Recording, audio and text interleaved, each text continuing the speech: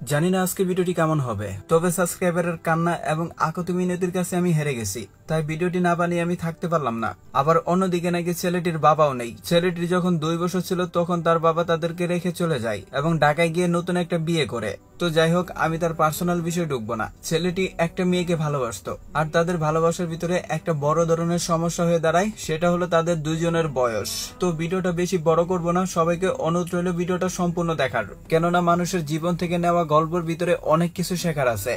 তো যাই হোক, ছেলেটির বয়স ছিল তখন মাত্র 14, আর ছেলেটার তখন আরো 2টা ফ্রেন্ড ছিল, তাদের নাম ছিল শহীফুল এবং রিফাত। তো একদিন তারা বিকালবেলা ঘোরাফেরা করতেছিল, তখন বাকি 2 বন্ধু বলতেছে, দেখ আমি আর রিফাত ইমু গ্রুপে কথা বলি, এখান থেকে অনেকের সাথে পরিচিত হতে পারবি এবং আড্ডা দিতে পারবি। তো তারপর তাদের কথা শুনে সেই ছেলেটা অর্থাৎ রাফি, সেও ইমু গ্রুপে অ্যাড হয়। দেখো ভাই, তোমরা আবার ইমু গ্রুপের কথা শুনে খারাপ মাইন্ডে নিও না, কেননা ইমুতে ভালো গ্রুপও আছে এবং খারাপ গ্রুপও আছে। তো তারপর সেই ছেলেটা অর্থাৎ রাফি সে নতুন গ্রুপে ঢুকে, আর সেখানে সে আস্তে আস্তে সবার সাথে কথা বলার চেষ্টা করে।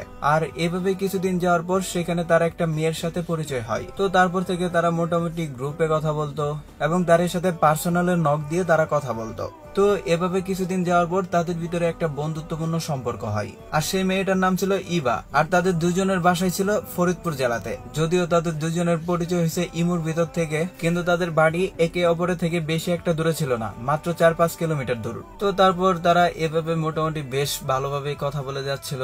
তো একটা সময় কি হয়, ছেলেটা আস্তে আস্তে সেই মেয়েটাকে ভালোবাসতে শুরু করে। তো তারপর সেই ছেলেটা ডিরেক্ট সেই মেয়েটাকে বলে ফেলে, আমি আস্তে আস্তে তোমাকে ভালোবেসে ফেলছি, আর তোমাকে এতটাই ভালোবাসছি যে যেটা আমি বলে প্রকাশ করতে পারবো না। আমি তোমাকে কখনো কষ্ট দিব না, না কখনো ধোঁকা। তো তারপর ছেলেটার মুখে এত কিছু শুনে মেয়েটাও রাজি হয়ে যায়, কিন্তু তাদের ভিতরে একটা বড় ধরনের গ্যাপ তৈরি হয়। আর সেটা হলো মেয়েটা ছেলেটার থেকে 1 ক্লাস সিনিয়র। যদিও মেয়ে এবং ছেলের দুইজনের বয়স প্রায় সেম ছিল, কিন্তু মেয়েটা ছেলেটা থেকে 1 ক্লাস সিনিয়র ছিল। অন্যদিকে ছেলেটা একটু দেরিতে স্কুলে ভর্তি হয় তার জন্য।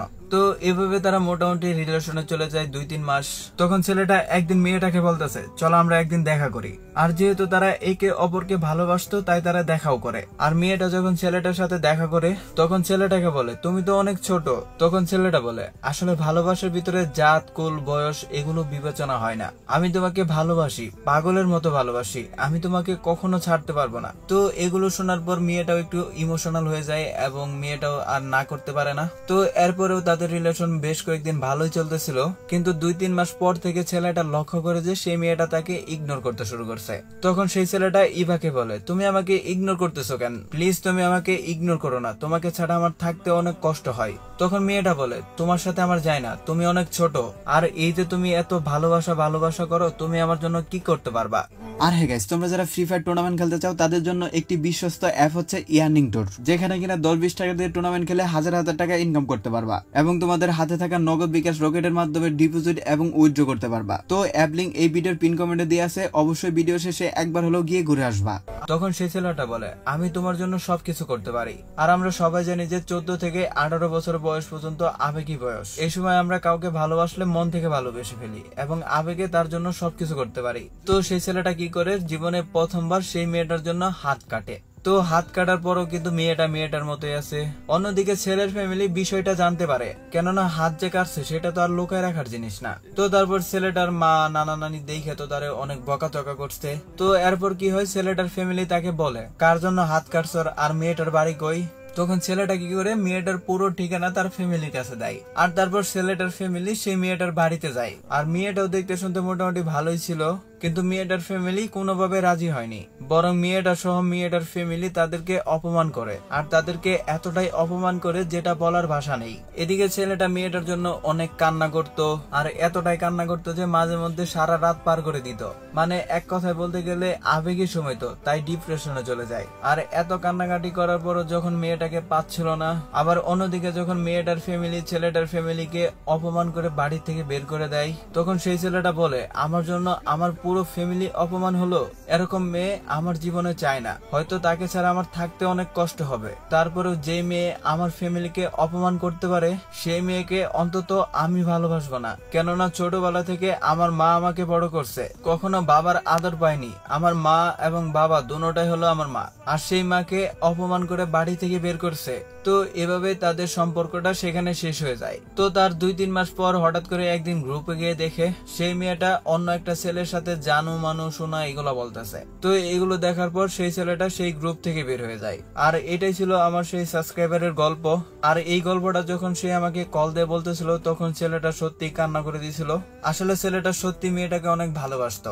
আর সব থেকে বড় বিষয় হচ্ছে যে একজনের মনের ফিলিংস আরেকজনকে বলে প্রকাশ করা যায় না। আর যদি সেটা আমাদেরকে বলেও তাহলে সেটা আমাদের সাধারণত গল্প মনে হবে। তাই একজনের মনের ভালোবাসা এবং কষ্ট কখনোই কাউকে বলে প্রকাশ করা যায় না। আর প্রকাশ করলেও সেগুলো আমরা বুঝতে পারবো না। তো আমরা এই গল্পের মাধ্যমে এটাই বুঝলাম যে কখনো সিনিয়র আপুদেরকে ভালোবাসতে নেই, কারণ তাদেরকে ভালোবাসলেও সেই ভালোবাসা কখনোই পূর্ণতা পায় না। আমাদের সমাজে এটা কখনোই মানে না যখন ছেলের থেকে মেয়ের বয়স বেশি হবে। কিন্তু সত্যি বলতে ভালোবাসা তো আর জাত কুল বয়স এগুলো মানে না। তবুও কিছু কিছু ভালোবাসা সমাজের কাছে হেরে যায়। যদিও এই গল্পে মেয়েটা ছেলেটাকে ছেড়ে দিয়েছে, এক কথায় বলতে গেলে চিট করেছে।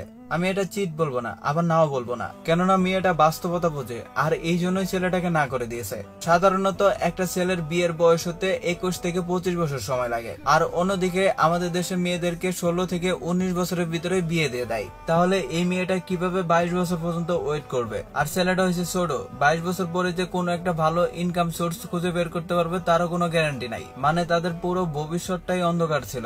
তো যাই হোক, এই ভিডিওটা কাউকে ছোট বড় করার জন্য বানাইনি, জাস্ট আমার পার্সোনাল মতামতটা তোমাদের শেয়ার করলাম। আর অন্যদিকে রাফি ভাই, তোমাকে বলি, দেখো ভাই, তুমি এখনো অনেক ছোট, এখনই একটা মেয়ের জন্য নিজের জীবন নষ্ট করো না। কথা শুনতে খারাপ শোনা গেল যে এটাই সত্য, লাইফে অনেক মেয়ে আসবে এবং যাবে, তো তাদের জন্য কখনো নিজের জীবন নষ্ট করো না। কারণ এটা কোনো সিনেমা না, এটা হলো বাস্তব জীবন। কেননা সিনেমাতে শুধু দেখা যায় কাউকে ভালোবেসে দেবদাস হয়ে সারা জীবন কাটিয়ে দেয়, কিন্তু বাস্তবে সেটা কখনোই সম্ভব না। এখন আমার কথাগুলো খারাপ লাগলেও কিছু সময় পর আমার কথাগুলো ঠিকই বুঝতে পারবে। তো যাই হোক, এই ছিল আজকে ভিডিও। জানি না ভিডিওটি কেমন লাগলো। যদি ভিডিওটি ভালো লেগে থাকে অবশ্যই ভিডিওটিতে একটি লাইক করবেন। আর চ্যানেলটিতে নতুন হলে চ্যানেলটি সাবস্ক্রাইব করে পাশে থাকা অল নোটিফিকেশন বাটনটি অন করে দিবেন, যাতে করে আমাদের চ্যানেলের নতুন নতুন ভিডিওগুলো সবার আগে পেয়ে যান। তো সবাই ভালো থাকো, সুস্থ থাকো, দেখা হচ্ছে পরবর্তী আরো একটা নতুন ভিডিওতে। আল্লাহ হাফেজ।